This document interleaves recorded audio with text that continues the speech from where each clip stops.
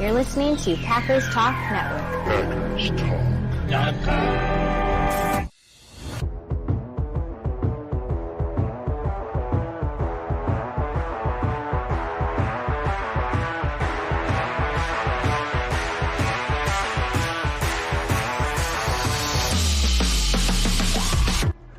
Welcome to the Packers Weekly Podcast, part of PackersTalk.com network. I'm your host, Miles Teddick, joined by your co-host, Tim Hamilton.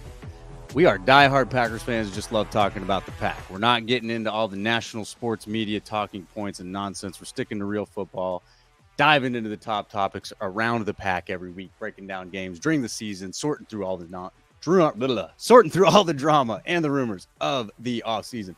If y'all want to support the podcast, please spike that like button for us. Give us a follow on all the socials and subscribe to the Packers Talk YouTube channel. Those things help us out greatly. And we thank y'all for listening and hanging out and subscribing. So tonight, getting into all the reactions from the Rams game. There's still an air of panic around Packers Twitter right now. So we're going to certainly dive into that. And the Doubs situation, got to talk about that, figure out what's going on there. I think we can solve problems there. We'll see. And of course, we gotta talk about what it's going to take to beat the Cardinals. But first, a few words about our sponsor, Wisconsin's own Ticket King. For over 30 years, Ticket King has been providing Packers tickets to Packers fans. You can find them on the web at theticketking.com or visit their locations in Green Bay and Milwaukee. For direct links to specific Packers game tickets, go to packerstalk.com/tickets or browse their website at theticketking.com. Good evening, Tim. How you doing, sir? Good evening, Miles. Happy to be back with you. I missed you last week. Unfortunate, man. Some travel delays with business trip and but what can you do? But very happy to be back. Very happy to be talking about a win, as ugly and sloppy as it was. Hear, hear. A win is a win, and I'll take it any way we can get it, especially, this early in the season. Don't care what it looks like. Just get the win. Winning's winning, man. That is a big deal later in the season. Yes. We won't remember how it was done later on. Doesn't matter. They don't give style points. None at all. So, no, it was very exciting, I think, to get the win. I don't think it was overly surprising how it went with, some frustrations, some mistakes. We talked about that potential. I've been talking about it every week. So overall, again, I'm very excited to see that the thing that really the word we should be using for this team is resilience. These guys are resilient. They hang in. They are going to make every single team fight them for full 4 quarters to win a game. And as the season goes on, some of these early on games, I think, will gain some more context to them. But I think one thing that went largely overlooked last week, and definitely is being overlooked by the panic this week, is the fact that the Packers should have won that game against the Vikings after being down 20. Was it 28-0 at one point, wasn't it? 28-0 at halftime, yeah. Well, they finally got 7. I think they actually got the 7 right before half. It was 28-7 before half. No, it was 28-0 at half. Was it nothing? Okay. Yeah. Yeah, so you're down 28-0, and you don't miss your field goals, you win the game. Like, that's a big deal, man. Like, that's what championship teams do, and you lost last week. So fine. We don't want to talk about what should have been, could have been, all that. But I mean, now you win this week in frustrating fashion in a lot of ways. But in a lot of ways, there's some cool things that came out of that win. So I'll stop rambling, Tim. Welcome back to the Packers Weekly Podcast, man. I missed you last week. And what were your thoughts? I missed you too, and it's great to be back. Yeah. A win is a win, and I'll take it anyway, but it was ugly, and there's plenty of things they need to improve on and clean up from. But, and we'll get into all that and, where we are and if we have some concerns about this team, because there are things that a lot of Packers fans are concerned about at this point. But they're 3-2, and 2 of those wins were with a backup quarterback. So I think they're in a good spot. I also think you look at this team and this game against the Rams, and it felt watching it like a game from the beginning of last season, from the first half of last season. The Raiders game, the Falcons game, the Broncos game, those were so those are frustrating losses where you're just like, can you just make one play and win this thing? And they couldn't do it. They kept shooting themselves in the foot, making mistakes, inconsistency. And this was very similar, but they won this game. And I think that's like showing where they are, the progress that they've made, that they found a way to win. As frustrating as it was, and as many issues as they have to clean up right now, they found a way to win the game. And they're sitting here at 3-2. Again, they without their starting quarterback for 2 of those weeks. Is it perfect? No. Can it get a lot better? Yes. But the potential's there, and we can see it. You know, we wish we could see it consistently. We wish we could see it throughout a game. But we're getting glimpses of what this team can be on both sides of the ball. To me, particularly on offense and what the passing game could be, there's just a lot to clean up. And I think 5 games into the season isn't a ton. And we kind of lose sight of that. We expect this team to be great, but we're not really going to know what they are for several more weeks or a couple more months, really. Like, you want to build up and you want to be at your best in December and January. They're not there yet. But I think that's okay, because I think you can look around the NFL and there's a lot of teams where you can be like, I don't really know what they are yet. Like, I have a guess what they could be or what they should be, but that's changing week by week. And the Packers are kind of in that mix, but we see the potential that's there. We see that they have it in them to play really good football at times. It's a matter of like making that play really good football consistently. And can they do that? Can they put it together? We're going to find out as we get going. So it was a frustrating game to watch, but they won. So that makes a lot of things better.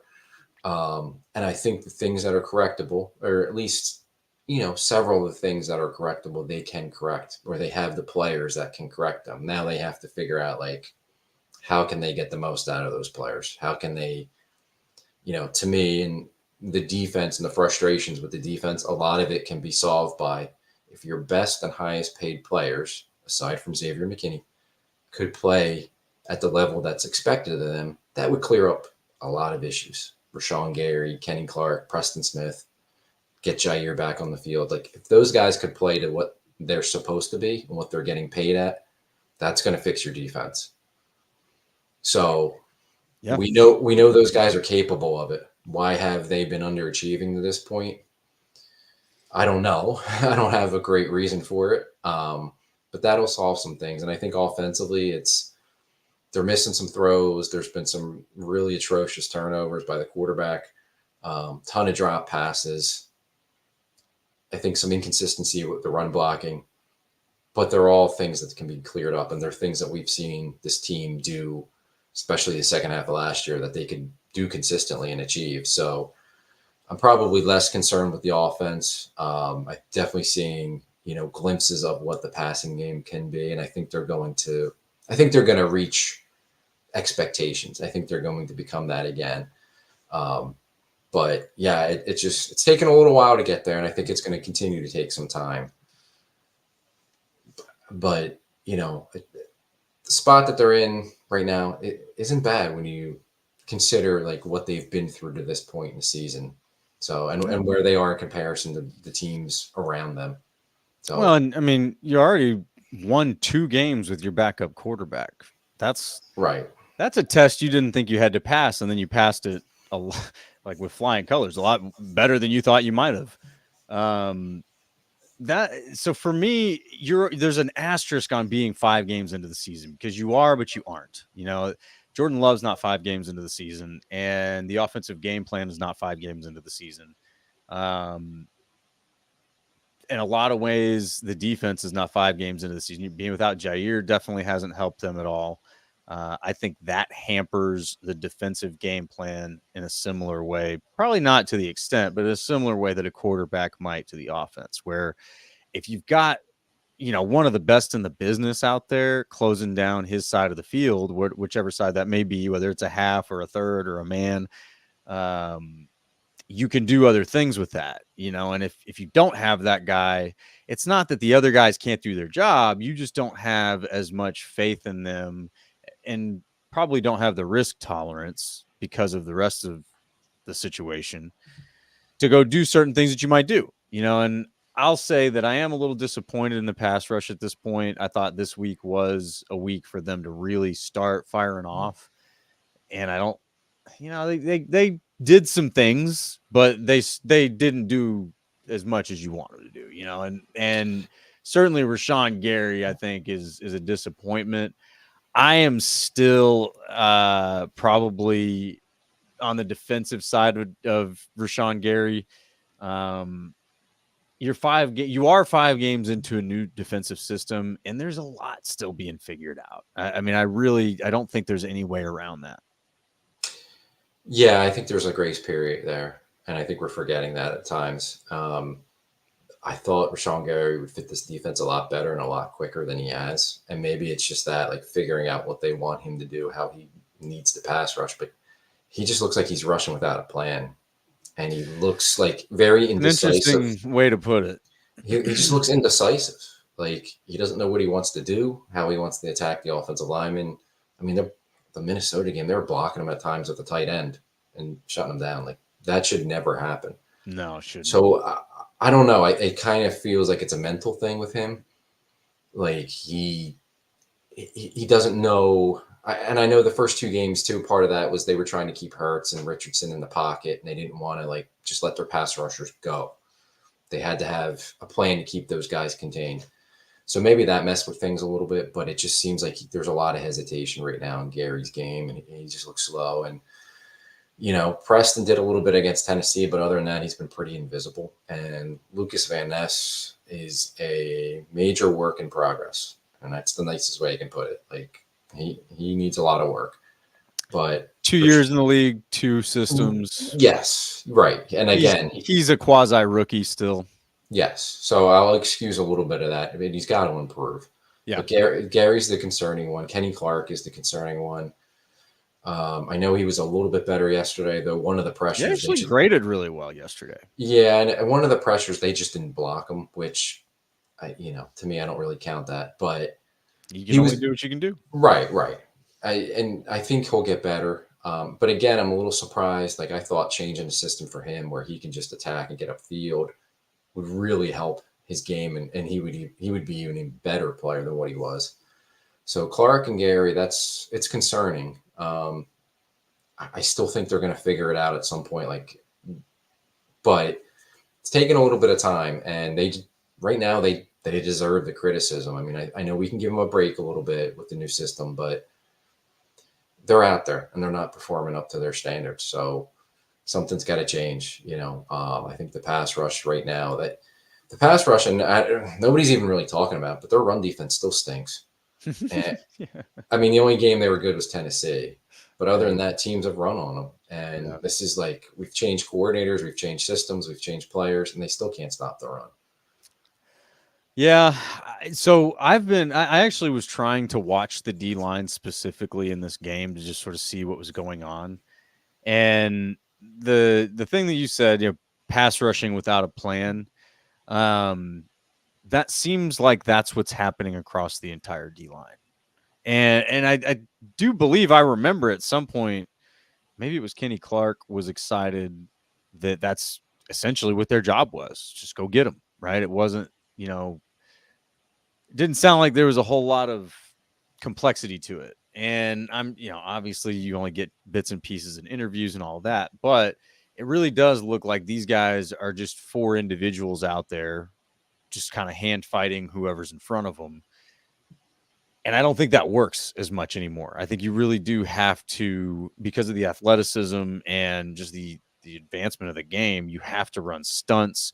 You have to be, you have to have an understanding of how the guy next to you is going to go so that you can go off of him. And I think sometimes these guys, what I'm seeing is they're getting penetration. I see them like, gosh, the guys look like they're kicking butt. Like, they're not bad. It's not like they're getting blown off the line and just getting manhandled and things like that. It's what I've seen is they're getting usually taken advantage of, right? Like, it's almost like the offensive line knows that these guys are just pinning their ears back and running at them. So they're saying, fine, I'll take you and I'll let you run this way, and we're going to run off of my back, right? And, that's a bit of an oversimplification, but I think that's how a lot of this has been playing out over the first few weeks. And I think that that's something that Hafley can fix very quickly once they're able to identify that's a problem. And they may have good film for that this week because I saw it quite a bit where it's just like, dang, like they're getting up the field, but they're getting taken advantage of. So it's almost like the offensive line knows we're just going to let them up the field and we're going to manipulate where they're going. And that can be a very good thing because these guys, you look man for man, they're all great athletes. They're all a problem in a one-on-one situation. You know what I mean? Like there's nobody that's like, yeah, let me take Rashawn Gary one-on-one. You know, like you don't want that. You know, that's going to be a violent, issue for you. And so I think what it is you need that next level. You need where, and I've seen it with Rashawn Gary. If you follow him on social media, he loves posting all of his workouts that he does. He's a very technical guy. He's always working on his techniques. He's a technician. But you have to go from technician to chess master. Not maybe quite as much as like a quarterback has to, but you definitely need to be able to do that, right? You need to be able to understand, where the offense's protections are going to be. What is the offensive trying to do, and how can you or the guy next to you be the most disruptive to that? And the best illustration of that, unfortunately, most Packer fans are familiar with this, is in the last Super Bowl when they're down here in Dallas against Pittsburgh. And you got the famous clip of Clay Matthews saying, "Spill it, Pickett, spill it, Pickett." Like that's chess. Like these guys aren't saying, "Hey, you beat the hell out of your guy. I'm going to beat the hell out of mine. We're going to go get that quarterback." Oh. No, he's saying, "You push that guy out this way, you bounce him out this way, and I got him. Like I'm going to be right here waiting for him," because they know what the offense is about to do, right? So they can play into that in the most disruptive way. I don't think that the pass rush, whether it's on the hands down D line or your edge guys, I don't think that's the kind of ball they're playing right now. I think at this point it's you're either rushing or you're dropping or you have some sort of gap responsibility, and that's about it. There's not a whole lot of playing off of each other to disrupt the offense because you have a good understanding of what the offense is doing. Is that a fair assessment? Yeah, I think it is. And I think I don't know. I think we talked about this in the offseason was like we both kind of expected the defensive line and the edge rushers to really benefit from this change. And like, hey, they were, especially the D linemen, they were told to kind of hold up, fill your gaps, read and react. And now it was like, go get the quarterback, don't think, just attack. And we were expecting, these guys to take off. Right. And they haven't yet. And it's surprising, but it feels like that's the part of the defense that's taking the longest to kind of come together and adjust to this new system and this new style and what they're being asked to do. Yeah. So it might just be it's going to take time, and it's going to take figuring out what the coaches want them to do and are asking them to do, and how they can win their battles, how they can work together, because we haven't really seen the cohesion up front, I would say, with the defensive line either, as far as all working together and, running stunts and running games and stuff like that up front to create that pressure. It doesn't, at times it seems, especially there's been some run plays each week where it seems like a guy screaming in the backfield, whether that's a lineman or a linebacker, and they just run right by the ball carrier. Yeah. And, I mean, it can't happen. You got to clean that kind of stuff up, but it's almost like they're still hesitating. They're still playing slow in the scheme. And they just got to cut it loose, but they got to come in with a plan. They're too good of players, particularly talking about Rashawn Gary and Kenny Clark, for this to go on much longer. It's got to come together at some point. You would think they're too good for it to last much longer. So I'm hoping it's just a timing thing and a comfortability in the new system. Absolutely. Yeah. So we got some reactions coming in the chat. Our showers, good to see you. Our missed you last week. Pass rush, a big issue. Definitely a hot topic for us right now. But then we got Bite Me coming in, and I like Bite Me's perspective. So I got it. Good to see you, Bite Me. Glad you're with us. Would love to know your real name at some point, or maybe just a fun alias.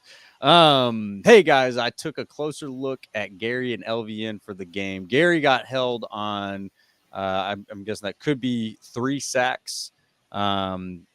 including 2 on his neck. LVN had 3 times, or he beat his man and got blocked in the back, no calls.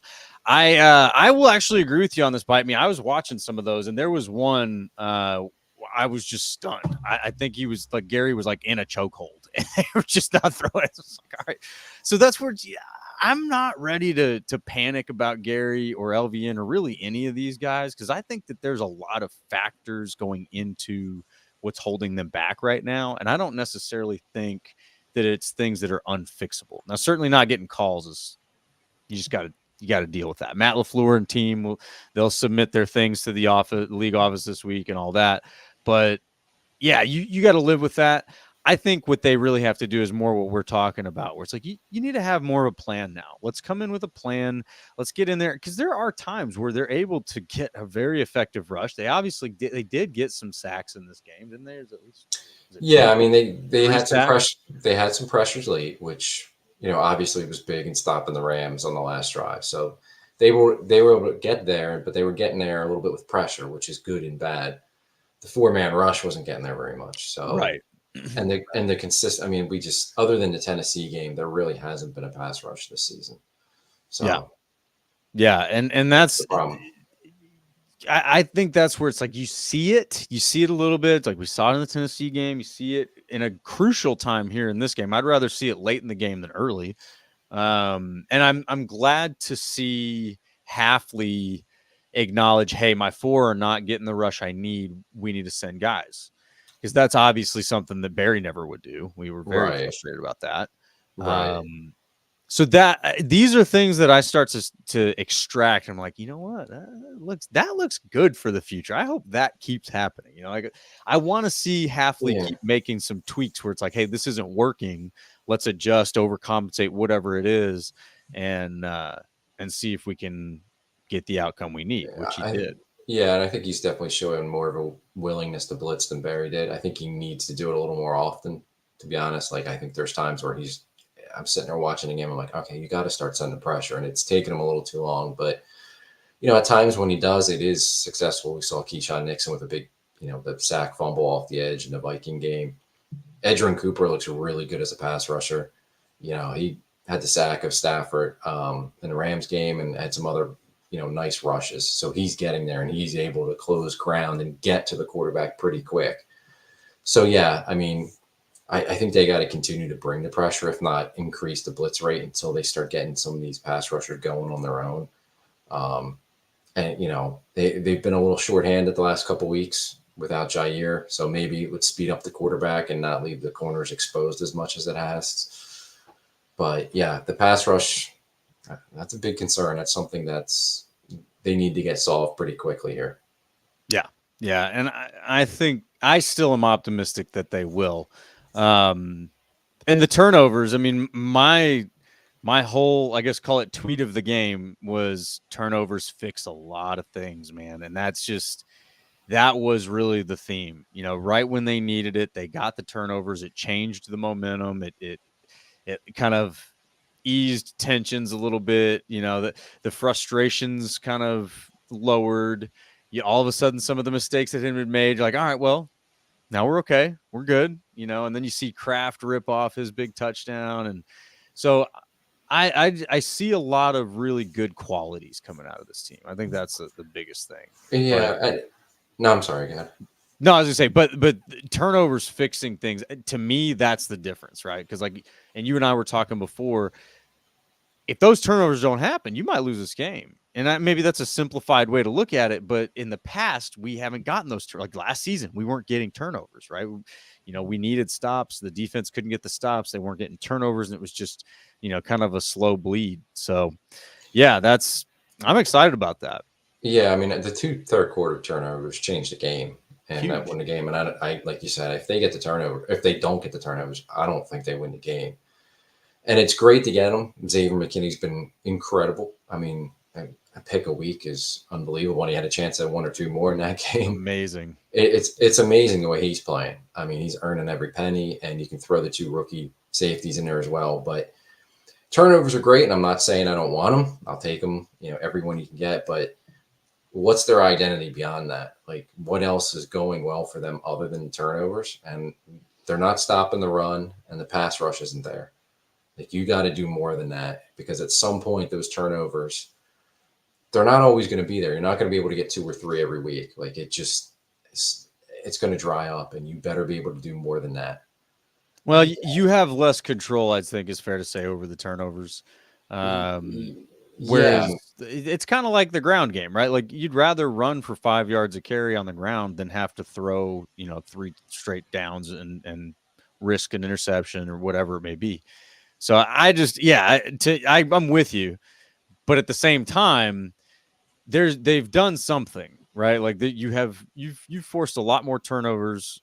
I mean, certainly on a per game basis already than last season, but you've already forced more turnovers than last season, all of last season. Is it turnovers or just interceptions? It's mostly intercept. I mean, I think it's just interceptions, maybe more interceptions than all of last season. Yeah, and it's more interceptions than all of last season. Yeah, okay. Absolutely. I think total turnovers are not quite there yet. No. Okay. The interceptions are already passed, but I mean, that's what happens. Xavier McKinney's done to that defense. Right. He's just a ball hawk. But my point is, they're great, and I hope they keep coming. But you got to improve other areas too, because as skilled and as talented and as McKinney is, he's making great plays, but he's not going to get an interception every week, and you're going to have games where you just don't get the turnover luck. So if you're not getting that, you better be able to play defense. You better be able to rush the passer or stop the run or do something more, because if you don't get them and you can't do those things, you're going to get lit up. And that's my concern, is like, you can't just live by the turnover. Yeah. We've seen Packer teams before. I mean, the 2011 defense coming off the Super Bowl, they were getting a ton of turnovers, but they weren't a very good defense other than those turnovers. And when they stopped getting them, it was bad. And we've seen other teams. I mean, there were years the Bears were winning games with Rex Grossman and all their crappy quarterbacks, but they were making the playoffs and they were winning a lot of regular season games. It was because they were getting takeaways and they were scoring off takeaways and all these crazy things. And it was like, they're really not that good, but they're generating so many takeaways that was the difference. And when they couldn't do that, they had nothing else. And you got to be a defense that can do more than just rely on an interception by Xavier McKinney. It's true. It is true.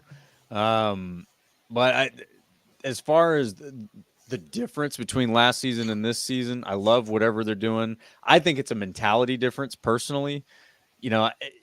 Just having the wherewithal as you're approaching a chaotic situation, like tackling somebody, especially a world-class athlete at full speed. It's hard to think like tackle plus fumble, right? Like most guys are not doing that, and what we were talking about before, one of the players that stood out to me back in the day was Peanut Tillman, right?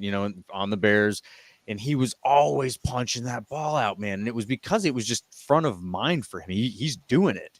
And now you're starting to see more players doing it. Well, the punch out by Enoch Barre for me was huge. I thought that was just such a heads up play for him to have the awareness to not only be like, going into that tackle, but also like, I'm going to punch this ball out. And he did. It was just a very, very impressive play. And I think that speaks to the mentality that they're teaching right now, and what that could yield, so you're right. You can't rely on that to always be there. But if that's your mentality and you are getting, call it, 2 to 3 turnovers a game, maybe not interceptions, but, you're a fumble, whatever, 2 to 3 turnovers a game, which you could reasonably do that. That's a massive advantage for your defense. And all of a sudden, what they are required to do is less, right? Like, you do have to then stop the run less or stop the pass less. Whatever it is you're doing to turn the ball over is taking away from the offense's focus on what they're doing. So it's a great sign. I guess that's what I'm here to say. I've heard a lot of panic on Packers Twitter about, oh, it's sloppy, oh, it's frustrating, all the mistakes and this and that.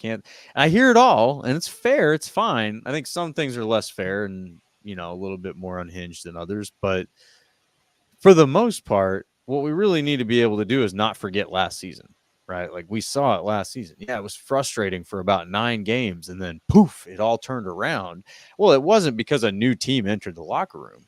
I think what they're dealing with here now is a game of mistake whack-a-mole, right? Like, you've got 10 out of 11 guys doing a great job on the field, and then that 11th guy is just like, oh shoot, I forgot, or I went this way instead of that way. And a good illustration of that, if you're on Twitter, X, Twix, whatever, you probably got to see it earlier today. Kirk Bankert, former backup quarterback for the Packers, did a great breakdown of the pick six play by Jordan Love. And it was a case of it looked like a beautiful call, and it looked like great execution by most guys, and a couple broke down, failed their assignment, and it made the play look like a total disaster. And in reality, you could see actually how it could have almost gone 99 yards the other way. I mean, he had a receiver screaming open, and he could have gotten that throw off. But the point is, that's how this season is going. That's how last season was going. Is you had a lot of good things happening and being sabotaged or tainted by like this one guy that just kind of screwed it up. And it wasn't always the same guy, right? If it was always the same guy, you pluck him out and plug somebody else in and try to fix that mistake. But when it's this guy on this play and he fixes his mistake, but then now this guy on the next play makes an entirely different unrelated mistake, you just got to live through that. You're going to have to go through that a few times like they did last season until it all just sort of stops happening and it comes together. And you're like, oh, shoot, this is a good football team. So I think that's where they're at right now, especially as a defense, maybe less so as an offense. They're a little bit more ahead of that, I think, as an offense, but probably still a little bit handicapped by those two games without Jordan Love. But that takes patience, right? And so that was one thing that I was bringing up last week too. It's just patience. You got to have patience with this. You can decide to panic, I guess, but then you're going to feel kind of foolish later on in the season when they make a run like they did last season. And I'm not talking specifically to you, Tim, just to Packers fans in general, but it's just, you don't need to, right? Like, I think the things that are happening right now are just not panic worthy. They're mistakes. Young players make mistakes, but it's not guys that are just getting their butt whooped. It's not guys that have just an awful attitude. It's not guys that, that are just a complete liability and you just can't figure out why this complete liability is just hanging around. Like, what is the deal? I think we lived through a little bit of that. Royce Newman's gone. No shots fired. But anyway, you got to live through some of those things. And I think right now people are trying to fire Quay Walker, right? Like, we got to get rid of this guy.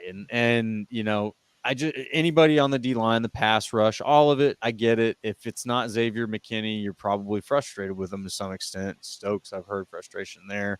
But at the end of the day, like, it's still early in the season and there is no perfect team out there. Nobody is out there executing to perfection right now.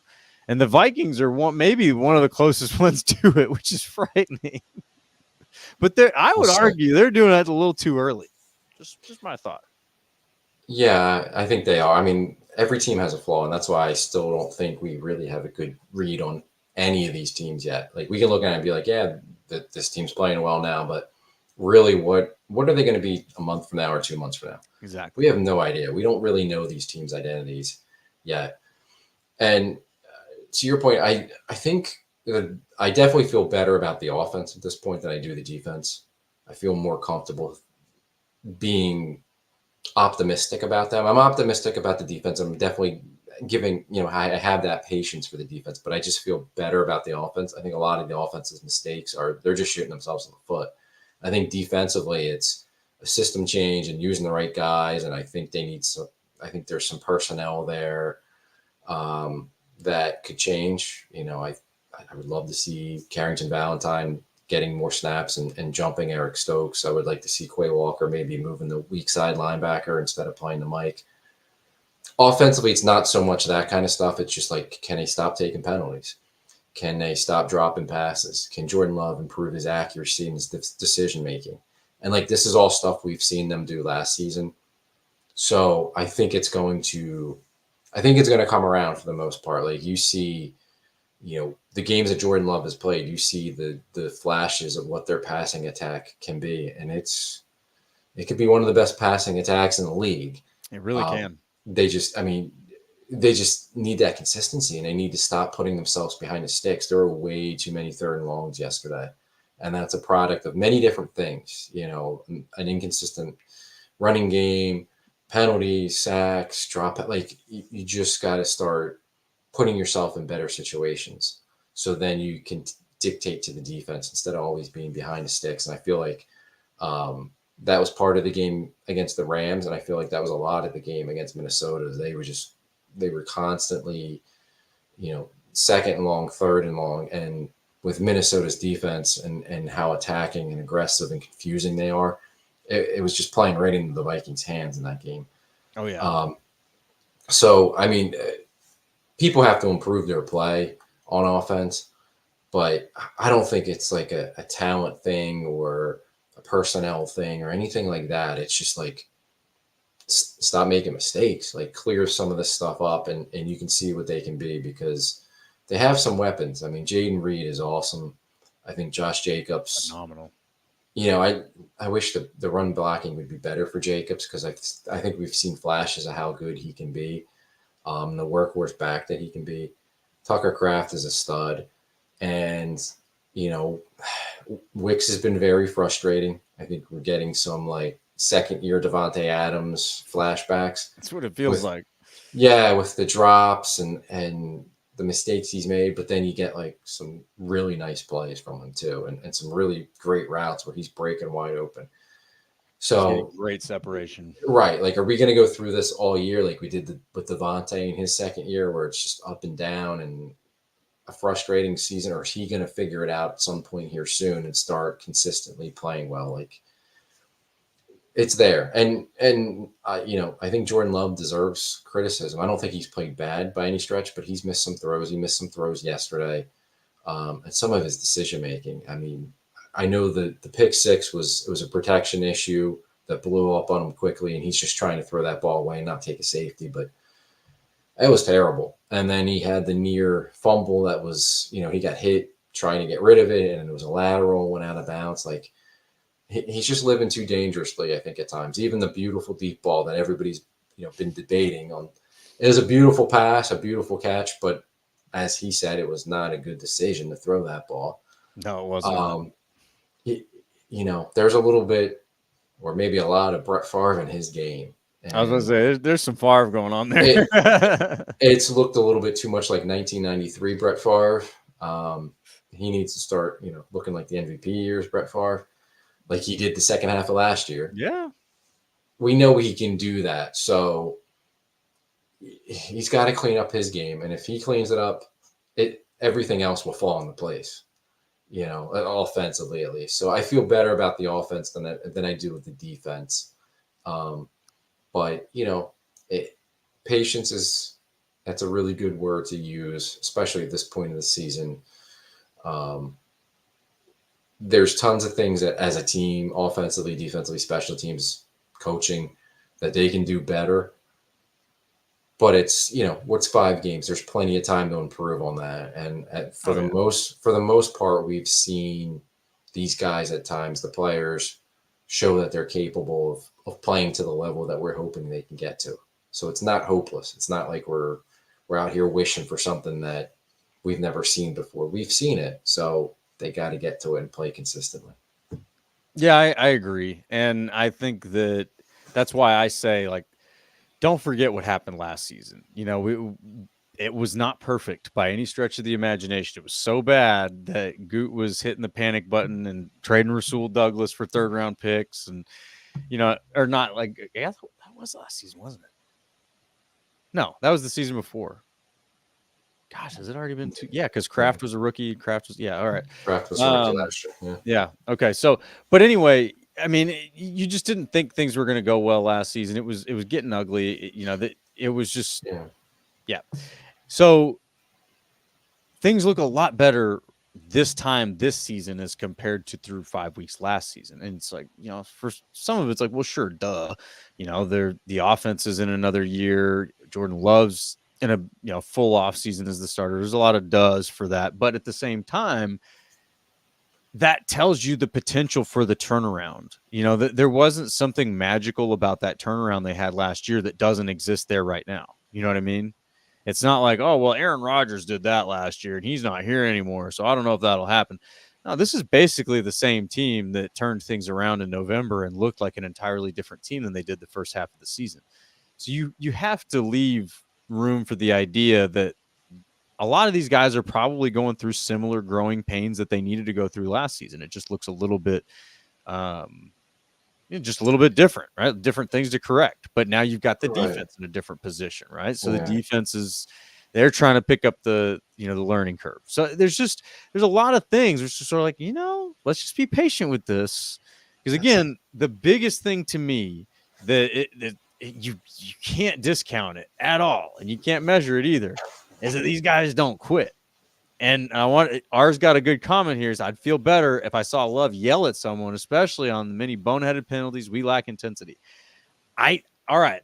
You and I, we disagree on some things, and I like that. This is fun. But what I would say to that, Love looked pretty damn intense to me, man. After he made those mistakes, that did not look like a happy person.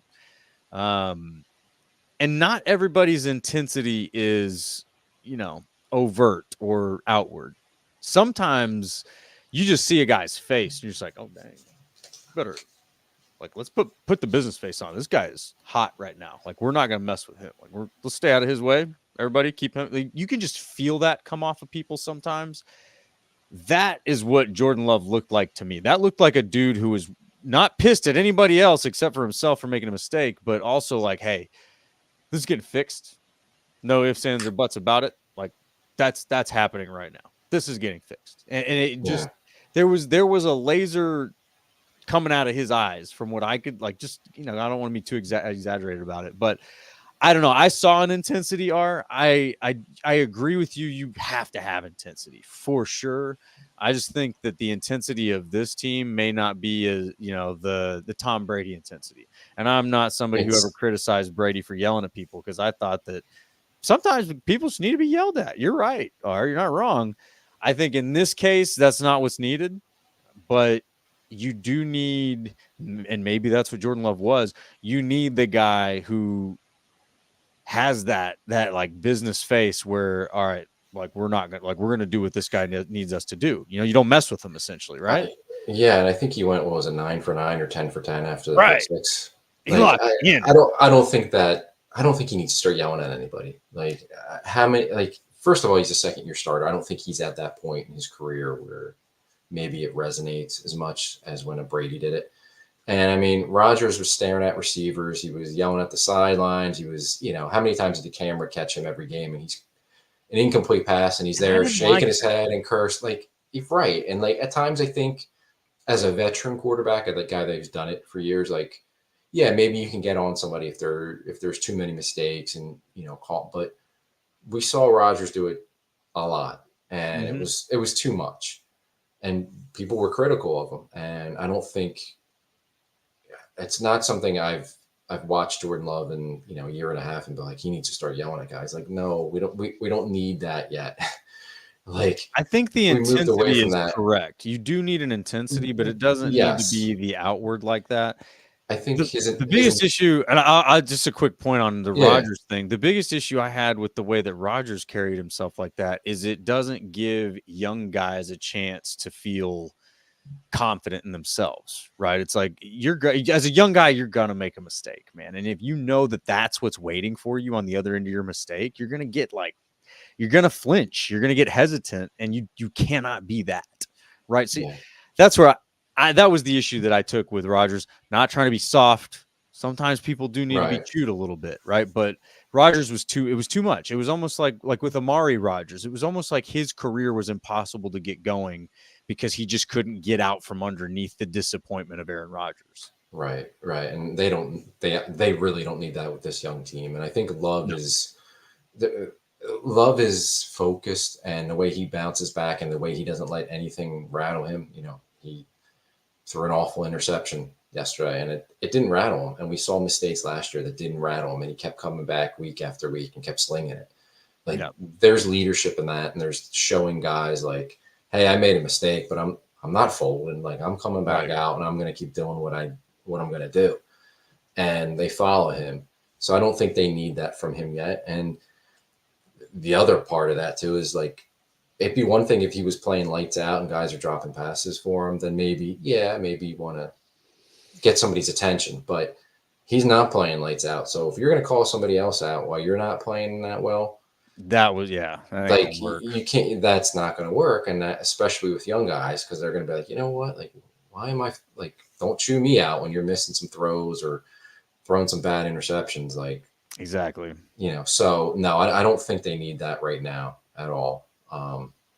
And it's like they're 3-2. Yeah. Like it's not, they're not undefeated, but they're 3-2. Last year they were 2-5. Like Well, and it's a much better spot they're in right now. The losses that they have are not bad losses, and I get it; they were frustrating. But I mean, the Eagles aren't a bad team. The Vikings certainly aren't a bad team. The Eagles are 2-2. We'll see. I mean, jury's out. I don't think they're a bad team, but I don't think these are bad losses either. It's like, yeah, all right. So even if the Eagles end up not being a good team, first game of the season, First game gave of the up year. a bad. Yeah, you're right. like, it's like, okay. It's not like you went out and got shut out by the Browns 40-0. But that would be a bad loss. So that's like the other direction of bad loss. So when you're sitting here at 3-2 and your losses are to the Vikings and the Eagles, and the only you make 2 field goals and you actually beat the Vikings after being down 28-0, that's a big deal, man. Like we'd be talking about, like, if the Packers win that game against the Vikings and they're 4-1, we're talking about them like a legitimate team right now. You know what I mean? And instead, half of us are going, this team sucks. Well, wait a second, we don't suck. Hang on. And they're 3-2 with a backup quarterback who had been there for a couple of weeks. Like they very well could be 1-4 right now. I mean, yeah, and you would understand it. You'd be like, man, right? You'd be like Malik Willis, like, where do you like? And then then what would the Packers Twitter sphere be like right now? Like it's 3-2, patience, relax. Like there's a lot to get better at, but they're 3-2, and you can see what they can become. It's just going to take time. It's none of these teams right now are a finished product. Like anywhere. No team. So relax, have patience. Try, hope they keep winning, even if they got to keep winning ugly, but hope they keep making progress and taking steps. Yeah. And our Showers jumping back in with a comment. My thing is, who are the leaders? It can't be a guy who's playing trashy like Gary. And that's kind of what we were talking about with Rodgers. He says, who has it in them? Yeah, that's a fair thing to say. And I certainly, and you said you must have missed it with Love.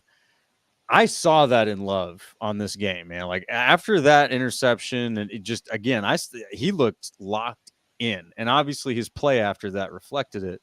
Love to me is one of those leaders. And I think the reason he's emerging that way is he's not doing that, right? He's not doing the thing where he beats up guys relentlessly when they make a mistake and then turning around and making his own mistake and pretend like, hey, no, I'm beyond criticism here. No, I mean, Love looks to me like a guy who's his own biggest critic. That's what I saw. And I'm no brilliant psychologist here. I could be misreading things, but what I saw is that he looks like a guy who's his biggest critic, and you just don't need the rowdy, outrageous corrections, right? Like a guy who's his own biggest critic, it's like, let's let that guy correct. Again, you saw the lock in on his face. Everybody check in, do what the boss says, and let's get moving. That's what I saw. And that's what you want, I think, out of these guys, because then on the other side of it, you have guys like Dontavian Wicks, where we can all see the talent. We can all see it. It's oozing. And then you see him make a tough drop. It's like what that guy needs after that tough drop is what Aaron Jones did for him last season after the fumble. Pick his head up, turn it up, get up, and go and get the next one. Like that's what you need right now. And that's what's going to get, I think, the best out of these young guys. When you have seasoned vets, a Jordy Nelson, and then the groups that they had in like 2014, whatever, those guys can yell at each other a little bit. Those guys can get after each other a little bit. They've been together for years. They've got the brotherly thing going down. They know the offense and what they're trying to do at a different level. Like there can be some back and forth, and that's probably going to be very constructive. Which right now, you don't need to get after these guys. It's like, shoot, You guys really think anybody wants to catch that ball more than Dontavian Wicks? Heck no. Like, there's not a soul in that stadium watching that game that wants to catch that ball more than him. And in that moment, it's not a matter of like, hey, get your ass, don't you want to, like, you don't need to rattle them. They're there. You need to be able to get the confidence at a max, right? Like, you need to get their confidence to the point where they are playing at the best of their true abilities. And that takes a rare leadership, I think. And I think there was a period of several years where Aaron Rodgers did have that, where we were talking about him as a guy who makes people around him better. And he's since graduated out of that, and now he's just displaying his worst characteristics out there for the Jets. But anyway, we're not an Aaron Rodgers or Jets podcast. And where the Packers offense, where they are right now, and I love it, that's what you're calling for, is like, who are the leaders? They're developing that right now. I can guarantee you Jordan Love is one of them. Just based on what we're seeing right now, guarantee it. And there's another guy who we're about to talk about that maybe is not. And we won't linger on that because we've already talked a lot. I didn't realize how far we were into this episode. But yeah, I mean, the leaders are emerging, and I think that's why patience is the word. It's these things have to happen over a period of time, over a series of games. Situations push guys into leadership positions. And I think right now Josh Jacobs, I would say, is emerging as a leader. He is just in there time after time. He didn't flinch when things got a little bit adverse. I definitely think he's emerging as one of those guys. But the receiving core, I think specifically, we need to see who the leader is going to be out of that room. And man, I'll just call myself wrong, because before the season started, I would have said Doubs is the leader of that room. Not necessarily from like predicting production or whatever, or like receiver one on paper, however we just define that, but just purely from a leadership perspective, right? Like, a guy, he knows the system. He's been there as long as any other receiver in the room. And he just seems like a very mature, calm, cool, collected guy. And so that's who I would have pinned as the leader in that room. And this week is 180 degrees from that. Like, what we saw from Doubs seemed so uncharacteristic. So let's touch on that, because we have to get in that. We can't go through this week without getting on the Doubs topic. So let me run through real quick in case anybody in Packerland somehow missed what happened with Doubs this week. Here's what we know. So the report comes out last week that Doubs is unhappy. He reportedly was at practice Wednesday. That's when they see the game plan, and then was not at practice Thursday or Friday. The report that he is unhappy, that's a credible source. We're not questioning whether or not he's unhappy. Pretty confident that's what's going on. What is he unhappy about? So up to this point, we've only seen him be a selfless, upstanding dude. Even in training camp, acknowledged that the receivers can't let ego get in the way. They know that they have to be better than that. Those were his words. Or they know they are better than that, I think is what he said. Something like that. He's statistically, so now we get into the numbers, one of the most involved receivers on the offense. He's got some of the most snaps before this game. So this game skews a little bit of that because he didn't play this game. But through 4 weeks, I think he either had the most snaps or like the second most snaps, third most targets, I believe it was something. It wasn't by a big margin. So statistically, one of the most involved receivers on the offense. The quote to me that stood out that I think you have to pay attention to is unhappy with his role in the offense, his role. Not unhappy with his involvement, not unhappy with his production, not unhappy with the balls he's getting. He's unhappy with his role. I thought that was an important word. So what is his role? Doubs typically plays the Z receiver role. Z receiver is the outside receiver, usually to the play side. He's not 100% in that role. There's ways to move around, mix around, and enter other roles. Christian Watson typically takes on the X role. The X is the outside receiver, usually on the backside of the play, but X typically gets more opportunities downfield, usually as like a backside post type option. Just something to be aware of there. nature of that role. That's pretty universal through offenses, not just unique to the Packers offense. Not necessarily needing more love from Love, right? Like, so again, it's his role that he's worried about. The team calls the issue easily fixable. He's suspended for a game for conduct detrimental to the team, and his future with the Packers is not expected to be in jeopardy. My theory is Doubs plays a lot of play side outside receiver, which doesn't get as many downfield opportunities. And when they are downfield opportunities, they're true clear out options. They are not necessarily designed to be open within the concept. I think this has been something that maybe Doubs has been chirping about. Like, hey, me and Christian switch a little bit. Let me get some of those opportunities. Let me get into this. And when Watson goes down, he assumes I'll get some of those opportunities I've been talking about now, or maybe even there's more to it. But what we know is what we're talking about. And then sees the game plan Wednesday, sees that's not the case, and not happy about it. That's my theory. Now, we went over what we thought there. That's the theory that I have. Even if that's correct, it's not really acceptable. It's not a good explanation. But then I'll go as far as to say he's a 24-year-old man. You know what I mean? Like, I was a dummy when I was 24. I certainly wasn't the most polished professional, nor the most mature. So I don't know, Tim. What do you think, sir? Do you think my assessment has any kind of accuracy? Yeah, I'm sure there's definitely accuracy in that. I think the whole situation's weird. Like it just doesn't make sense or add up. So if he's concerned about his role or about opportunities or stuff like that, they played 2 games with Malik Willis. Like, they weren't going to air it out and throw the ball 40 times a game. Nobody was getting a ton of targets. You made the most of it, and he made the downfield catch against the Colts, which was awesome. Went up over a corner, came down with it. Was a big play in the game. Didn't have many other opportunities, but I think they threw 16 passes in that game. Yeah. So you take those 2 games out. You've played 2 games with Jordan Love, and you're already like not happy about your role. Basically, I mean, 4 games into a season, but 2 games with your quarterback. I don't get it. He plays either the most snaps or maybe Jaden Reed had out snapped them at that point in the season.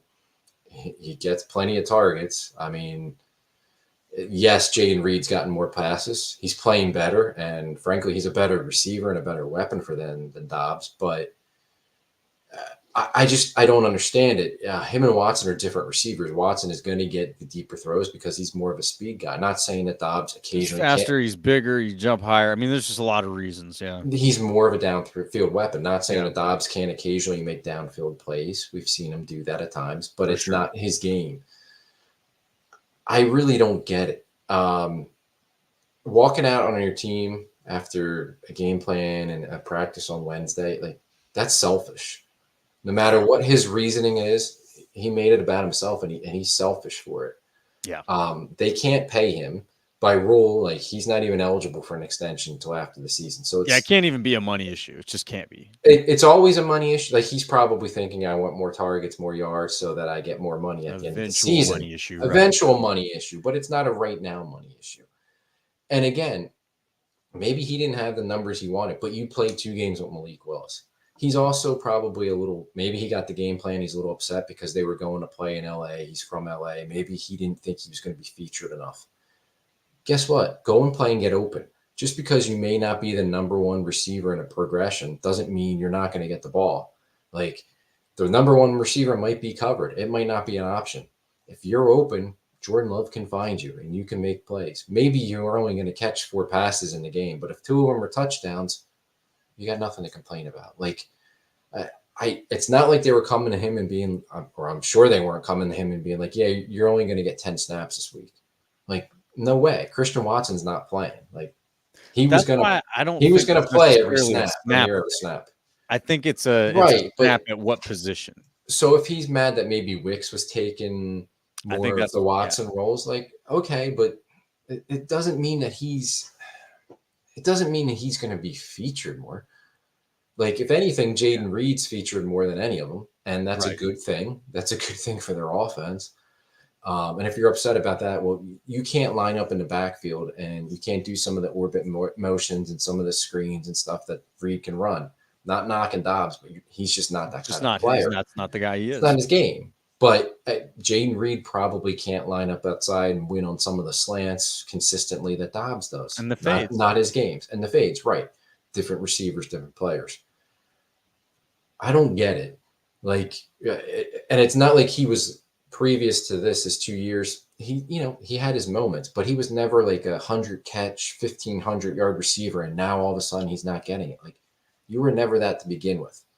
Like, yeah. He had a great playoff stretch there. It was good, but right. You don't get to command. I don't know. I guess what he's trying to command, whatever it is, just from that. I don't get it. And you knew that this was what the receiver room is. Like, there's no Devontae Adams. There's no alpha guy that's going to demand the ball all the time, who you have to always be your number one guy. No. Like, you spread it around, and that's part of what makes this offense go, is because there can be a different guy every week, or a couple different guys every week that are getting the ball and making the plays, so that a defense can't focus in and just try to take away one guy. I don't get it. I keep thinking that there's more to it, and there probably is, but it's just, it came up on Friday. We're now talking Monday night. If there was more to it from his side, if maybe what the reports are inaccurate or misleading, like, you would think his agent would be leaking something, like his perspective on it, to make it look better for Romeo. And there hasn't been any of that. No. Like, this is him essentially walking out on the team. And I don't know how that's going to fit in a locker room. I don't think it's going to be that big of a deal. They're all, all those receivers get along. They're all the same age. I think they're kind of just roll with it and on to the next week and welcome him back. I don't really think it's going to be that big of an issue, but it was something that he did. He put himself before the team. And I said this last year when Jair got suspended. And, everybody was saying, well, how can you suspend Jair when you're going to go play Justin Jefferson the next week? And how can you suspend Romeo Doubs when you don't have Watson?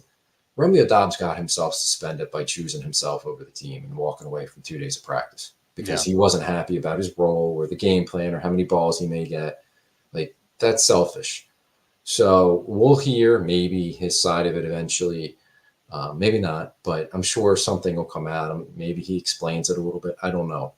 But I failed to see, like, his point, like his argument. Like, I don't get it. His snap counts haven't been reduced. He's still getting relatively the same amount of targets. Yes, Jaden Reed's getting more, but Jaden Reed's playing really damn good. I don't know. I don't get it. I find it really hard to argue. Like, I would stick up for a player. Sure. But in this situation, like, it just doesn't make sense. It doesn't make sense. So, I mean, even if, let's say, he didn't have, like, if he was like 6th or 7th on the team in targets, then you'd be like, well, I mean, got a little bit of a point. Then the question is this the way to handle it? No, it's not the way to handle it. You could at least look at it and be like, yeah, I mean, there's like leaving him out of the offense, but that's not the case. He's being one of the most involved receivers in the offense and then responding that way is just very, very strange. It doesn't make a lot of sense. There's some good stuff in the comments. You guys, I won't be able to get all of them, but you guys, you might be on to, I think one, Bite Me Wayne is Bite Me's name. So Wayne, thank you for sharing, sir. Said, he's an introvert, which we know that Dobbs definitely an introvert, and you can see how he carries himself. He may just really, and again, 24-year-old man here, not the most mature person in the world, just period. Just maybe like seriously introverted and not understand what the best way to handle whatever it is as a professional, and I am just really deeply inclined to believe that there's something from the other side. Like, the coaches told him, yeah, man, we'll get you some of those looks, or we'll try this, or we'll try that. Like, he was misled, or, whatever. I'm not like, I don't even believe that there's any sort of like personal back and forth. I just think that these things can happen, right? You get into a situation, and ultimately it doesn't have to even come down to Dobbs being his response is selfish. I won't go as far as to say he's not selfish. His response is selfish, but I don't know that it's him overly trying to be selfish. He might just, listen, these athletes are super passionate dudes, And a lot of them are very, very aware of their own abilities, right? So if there's a certain concept or something that he feels like, coach, if you put me at this spot, we're going to like, it's going to happen. Like there's just something that he wants to take advantage of and just passionately knows that that can help them win the game after they just lost a game to the Vikings, which can be frustrating. There's ways that this is not a selfish thing, and he could be selfish, right? I'm not saying it's not, but it's just there are ways that it's not entirely against him. We just have to acknowledge that. You got to leave room for that. Yeah. There's some other suggestions. Maybe he's getting bad advice from agents or people in his circle. Yeah, all of that could be true too. Those things definitely have happened with other players in the past. So it's just weird, I guess. Yeah, and it was 4 games into the season, and 2 of which were with a backup timing. quarterback. Weird. Like you were playing Malik Willis for 2 weeks, not taking shots at Malik, but he had just gotten there, and they obviously didn't want to throw the ball too much, which made sense. Yeah, you're going to suspend your game plan for those 2 weeks. It just is what it is. It's a different game plan, and everybody kind of acknowledged that. It was quite clear, and it had to be for them to be successful, which they and it worked. Yeah, right, and it worked. So the timing of it's really strange. I don't mean that he's selfish as a selfish receiver or selfish person, but I think his actions are selfish. Yeah, so. No doubt. Yeah, so we'll see. It looks like they're moving beyond, right? It looks like it's resolved. From what I heard today, he is reporting to practice tomorrow or Wednesday, whenever they report to practice. Yeah. So maybe it's all water under the bridge, misunderstanding. They got together and figured it out. I do think it's a very different situation than what happened with Jair last year. And obviously hindsight's 2020, but I think it's very easy to assume that Joe Barry was a big issue with Jair. And I think at that point when he had his misconduct, it was very easy to assume that Joe Barry was already on his way out. So it's not a hard conversation to be like, hey, like we get it, Jair, you're upset. We got a solution. Chill out, man. Cool. All right. Like they moved on. That was water under the bridge, and he appears to be doing great. So hopefully this can be the same solution. I don't think it's the same problem. Like I don't think, Romeo Doubs is out here like, we got to get rid of Stenovich. Or the receivers coach. Or the receiver. Yeah, I don't think that. If that's how he feels, like, man, we really are missing something, right? No, I don't think it's that at all. And I think they showed last year with Jair that they can soothe things over and come to an understanding and get through this. I mean, obviously Jair this year seems like when he's talked to me, he's a much different person, and his attitude and all that seems different. Not saying that's definitely going to happen with Romeo, and this could this could linger on and become a bigger issue. Who knows? But I think they're going to figure it out. I'm confident they'll figure out. He'll be back in the practice this week, back in the game against the Cardinals, and maybe a couple months from now we'll kind of forget about this. We'll be like, oh yeah, remember that week Romeo was suspended? So. Well, I will seal this segment with this, and then we'll get on to the Cardinals because we're getting deep into the podcast. But I will say it's only in his best interest to make this water under the bridge and get back into whatever his role in the offense is and do it to the best of his abilities, because they do have very tough decisions coming at the receiver position. You can't afford to be holding yourself out of games when you've got Jaden Reed doing what he's doing. You got Wicks banging on the door. And I know our Showers, you're in there. You're calling my man glass. I hear you. But Christian Watson, I still insist, is not made of glass. That hit was a freak hit, and it's great that he wasn't injured worse than he was. And I think that's a testament to him not being made of glass, personally. Because when it happened, it looked really bad. But you've got Christian Watson there, that when you start see him living up to his potential, Doubs, like, dude, you've got a tough room there to get another contract from this team, assuming you want it, but if he wants it, right, this is not the kind of behavior he's going to make that decision really easy for the front office if this lingers. So it's in his best interest to not let this linger and move along like we're going to do on to the Cardinals and talk about what do they have to do to get this win. The Cardinals look tough, man. Yeah, I mean, I don't think it's probably as Packers fans, we don't think of the Cardinals much. They're not in the division. We don't play them that often. They're kind of a irrelevant team. Right. To be nice to them, like they're 2-3, which isn't great, but week 1 they were up big on Buffalo, and they eventually lost that game. Buffalo came back, but they were up big in that game. They blew out the Rams. Yeah, they handled the Rams. They blew them out, and they just had a big comeback against the 49ers on Sunday. I think they were down 13 in that game, came back and beat them. Yeah, they played the Lions real tight. That was a 1-score game that they lost to the Lions. So they've been in every game. They've been a tough team to beat. I think they had actually one blow. I think the Commanders beat them pretty good. But other than that game, they've been in it. They've been competitive and a really tough out. And you can even go back to like the end of last year. I know their record wasn't good, but they were tough down the stretch. They went on the road and beat Philly late in the year. So yeah, this is not a game like as Packer fans, like a lot of people are probably looking at like, yeah, Cardinals, this is, chalk it up. It's another win here. Let's see him. But it's not an automatic win. There's no automatic wins. You can look around the league. There's tons of upsets every week. Oh yeah. And who knows how any of these teams really, like what they really are, but it's definitely going to be a tough game for the Packers. I think they should win it. But yeah, it's definitely not like, go into this as an automatic, put the W down before it starts kind of game. They're a feisty team. They're a competitive team.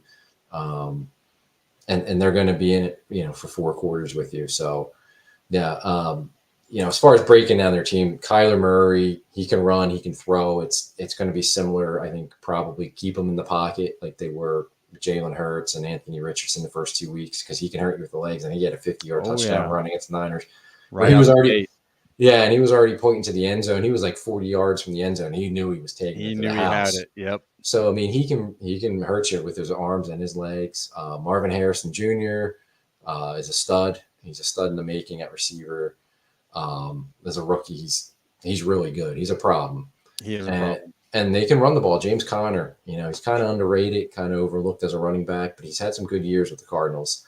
And if they commit to the running game, we see how bad the Packers have struggled stopping the run. So Conner can be a problem for you. Defensively, there's not a hole. They have some holes defensively. But, they turned in a good performance against the Niners. They turned in at least a good half against Buffalo. They played the Lions well. They've generated some takeaways. Budda Baker back there, he's the name everybody would recognize as Packer fans go. They don't have any kind of like stud pass rushers or anything like that. But, they're a feisty bunch. And it's not going to be an easy one. It's one of those games where like you kind of – sometimes we see the Packers early in games, especially these noon kickoff times where they kind of takes them a little while to get going. Don't do that this week. Yeah, don't do that. Don't give them life on the road. Go in there and be ready to go right away. Take it to them, jump on them, and then maybe you can, second half hopefully pull away. But I think it's going to be a 4-quarter game, and it's going to be. I think it's going to be one of those weeks where they have to win ugly, and we're not. People are going to be going crazy again after the game, like all these problems, and we're going to be sitting here, and I think they're going to be 4-2, and we're like they won again, and even if it's ugly, it's a win, and there's progress. So, yeah, I think they should win this game. I expect them to win it, but I also expect it to be close and to be another kind of ugly game for them where. Don't take your opponent lightly, and they're going to make them work for this. So, yeah, no, I think this is a real sneaky test for the defense here. Yeah. Now, I think the Cardinals on the road is a different team than the Cardinals at home. I could be wrong. I don't know. I haven't seen where their wins have been this season. The Niners game was on the road, and the Buffalo game they lost, but that was on the road. They played them. They had a big lead that they blew, but yeah, so they're not bad on the road. But yeah, this is one that just from a physicality perspective, you've got some really good athletes on that Cardinals team that you have to account for the whole game. Marvin Harrison Jr. and Kyler Murray being unique, right? Like James Conner's good. It's a good running back, but you've already faced good running backs. I wouldn't call him unique to anybody you've already faced. Right. But Kyle, and you faced mobile quarterbacks. But I mean, Kyler Murray's as dangerous as anybody. And you faced good receivers, right? You've already gone against Justin Jefferson, but I mean, Marvin Harrison Jr. is looking really good, man. You have to have a plan for him the whole game. And 4 touchdowns already. That's good. That's really good. So it's tough. I think this is gonna be a really tough game. I don't know why, but I feel like this is one of those games where the defense will rise up and play to the level of their competition instead of playing down to the level of their competition, which was what it felt last week was a little bit. And against the Rams, I found myself feeling like the Rams were overperforming and the Packers were underperforming. In this case, I think the defense is going to have to overperform to be able to contain the Cardinals offense enough for the Packers offense to either keep up in a shootout or avoid a shootout. If the Packers on the offensive side of the ball can control it the way they did against the Rams, you don't give the Cardinals offense enough time to dictate the game in the way that they could. So I think that's really your best defense in this game is going to be your offense. I think you have to get Josh Jacobs going early and often. You can't give up on him. I think they've done a good job of sticking with him. There have been times where I almost expected them to come out and pass it, and they hand it off, and he breaks off 8. That's what's going to have to win this game. You got to win with time of possession. Getting a few turnovers is going to be is excellent. If you can do that, I think that makes a huge difference. I think those are going to be harder to come by in this game. Kind of to your point earlier, you can't do that all season. I think this is going to be tougher. I think Kyler Murray is going to do a better job of taking care of the ball. But yeah, I mean, I think you're going to have to control this game on the offensive side of the ball. Yeah, I agree with that. And I would really love to see them stay on schedule on offense, stay ahead of the sticks, because I think too often this year they've gotten themselves, whether penalties or sacks or whatever it may be, they've gotten themselves too far behind, and like they haven't been able to always run what they want to run on offense because the situation long down and distance kind of takes them out of certain things they can do, and allows the defense to dictate it more to the offense. So stay ahead of it, stay on schedule, because that to me will be a big way to spark your offense and to get it going consistently. Yeah, I agree with that. It's got to be a scheduled thing. And you really, what that comes down to is restraint in your play calling, right? Like, and we've seen Matt LaFleur, and I think there was some criticism in his play calling at the end of this last game. He can be an emotional play caller. We've seen him be an emotional play caller. There will be times where he feels behind and he just pass. You cannot do that. He has got to, and I don't know who the Cardinals defensive coordinator is, but he's got to make this a chess match because he can win the chess match. Yeah, their head coach is Jonathan Gannon. He was the defensive coordinator, came from the Eagles, and I'm not sure if he's calling it or not, but it's essentially his defense. But I think they need to, and this isn't just a Cardinal game thing, this is just overall the offense. I think they need some easier throws for Jordan Love, like get him in a rhythm. Mm-hmm. He's got to make some of those. He's missed some layups this year, but like before we start taking more shots down the field, some of the deep over routes, the deep crossers, like let's get him some easy completions early. And even if they're only getting 5 or 6 yards, at least we're 2nd and 5, 2nd and 4, and like that can open up more things. Let him get comfortable and get a rhythm going. Totally. Yeah, I agree with that. And I think that goes hand in hand with staying ahead of schedule and dictating the game and time of possession with the running game.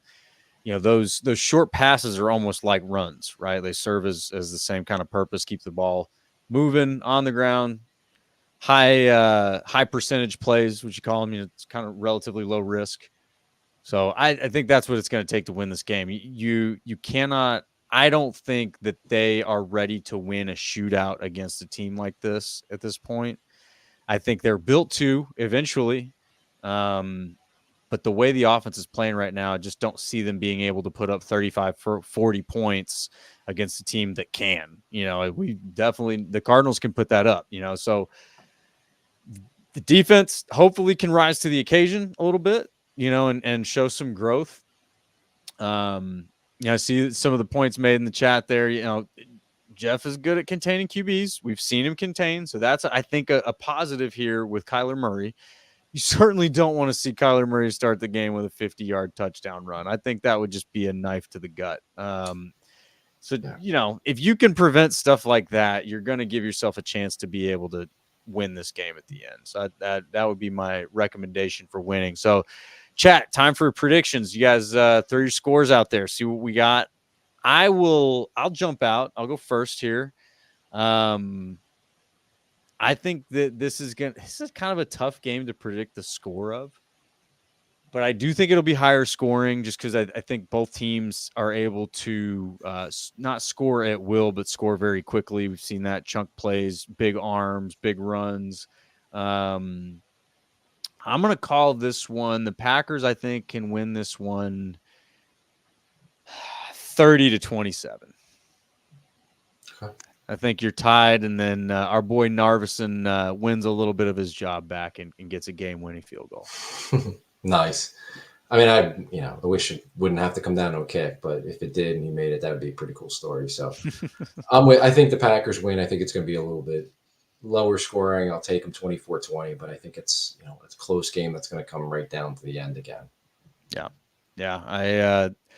I think you're right, man. And I just think that that's where they're at in this progression, right? Where they're going to grow each week. We're going to see some. Maybe we'll be pleasantly surprised this week about some things they're able to do. They are at Lambeau. They play well at Lambeau. We're got to give them what they can do there. We got our buddy Matthew Tan in here. It says Packers 30, Cardinals 17. Ooh, that's a big whooping right there. And shout out, Matthew. Hope you had a great time at the game last week, man. I know you were out there representing Lambeau Field West for us. Against the Rams. So, yeah, man, if they're going to win when you're there, we need you at every game. So get after it. But no, we're going to wrap this one up. We've gone very long. Al, I apologize, sir. We just had so much to get to. So if y'all are the ones that are still hanging with us, we really appreciate you. Glad y'all are listening with us, hanging out with us, getting involved in the chat, all this fun stuff. And I do have to acknowledge that, Tim, I think that you and I are among some of the most privileged Packer fans because we're not in a Packers market. We're in another NFL team's market. So we're able to appreciate the finer points of being Packers fans, how good the Packers are in some ways that maybe our local markets haven't quite been as good at. But just a thought there about being Packer fans. So, I certainly enjoy being surrounded by Cowboys fans. It's really fun. But yeah, we got to appreciate this time, right? Packers fans, we can't get too panicky. We can't get too upset because this is fun. This is what we do. This is why we're Packers fans, man. We're here. We're watching the games every week. Sometimes they lose. They've never gone undefeated. So just throw that idea out the window, and if they ever happens, it'll be a great surprise. We're not here rooting for perfection. We're rooting for just fun Packers football to be able to watch. And I see your shots fired down there. You're not entirely wrong, but the number's not 5, man. I married my high school sweetheart, so we'll say that. But anyway, ours prediction has, let's see here, want to win. I think they look lethargic. Would like to see the ball control and get Jacobs off. 24-21 win. Love it. Nobody predicting losses in the chat. But I'm not getting into my past. Our Christian Watson's going to be a great receiver for this Packers team. And if you guys can't see what the chat's doing, then none of this makes sense. And it's fine because we're almost an hour and a half into an hour-long podcast anyway. So thank y'all so much for hanging out. We have a great time with y'all every week. And we will certainly be back next week at 9:30 on Monday evening to break down this Packers game, see what happened, overreact, underreact, all the fun stuff. But if y'all want to support the podcast and help us out, we would certainly appreciate it. Spike that like button for us on YouTube right now. Go over to the Packers Talk YouTube and hit that subscribe button. Both of those things are free for you. Only take a couple seconds. Be great. Just do that for us. Check us out on all the other social medias. We love to go back and forth with you on Twix, Twitter, whatever you want to call it. And we will see y'all next week, Packers fans. Go